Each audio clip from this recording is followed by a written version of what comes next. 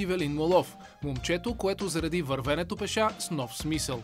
Случило се, когато бързал за работа, взел такси и осъзнал, че броячът може да работи не против, а за него и в полза на всеки, който крачи из града.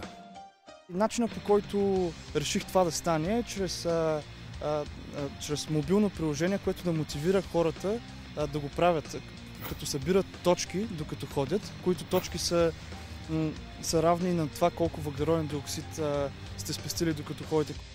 Мотив номер 1 за пешеходците. Във всеки момент знаете какво разстояние сте изминали, с каква средна скорост сте се движили, колко вредни емисии на въздуха сте спестили и колко точки сте натрупали в сметката си.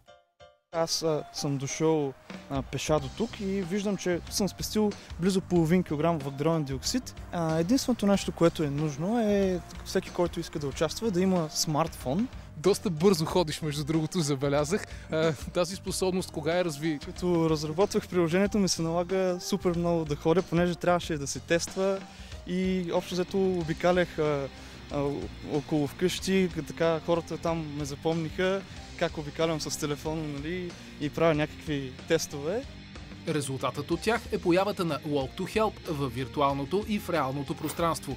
И то с мотив номер 2 – даряване на натрупаните точки за добра кауза. Подобни акции не липсват.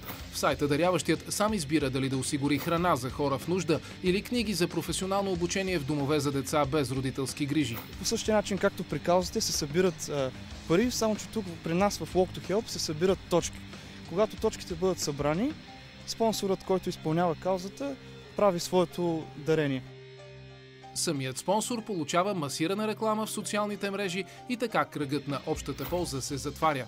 А Ивелин и екипът му продължават да разработват мобилното приложение с принос към по-чистата градска среда, към здравето и към човещината. Крачка по крачка. Аз съм човек, който като върви, задвижва тази система.